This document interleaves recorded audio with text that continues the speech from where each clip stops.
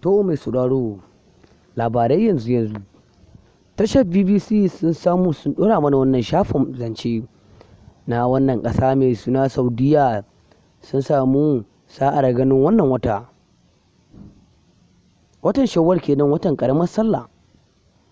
Wancan lokacin kuma sun fito sun ce mana ba su ga wannan wata ba.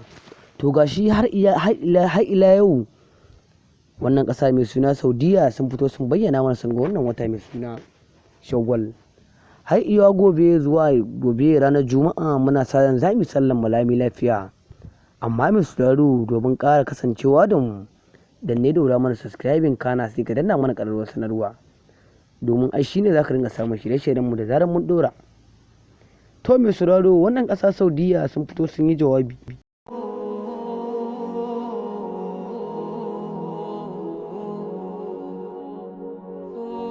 Wannan ƙasa Saudi Arabia kenan sun fito sun bayyana mana cewa an ga wannan cikakken wata na Shawwal. Yanzu gobe muna sa ran za mu yi sallan malami lafiya. Amma mai sauraro, za mu kama wannan cikakken rahoto da yake zuwa ma. Amma kama wannan cikakken rahoto mai sauraro, muna fatan ka da danna mana subscribing kana sai ka danna mana ƙararrawar sanarwa. Domin shine za ka dinga samun shirye-shiryen mu da zarar mun ɗora.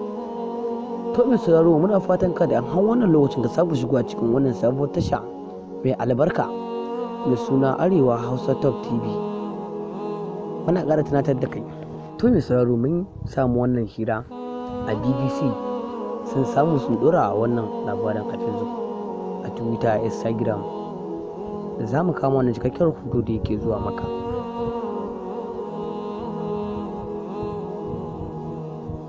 To fa mai sauraro, wannan cikakken labari da yake zuwa ma, ka duba za ka sa ido za ga abin da yake wakana.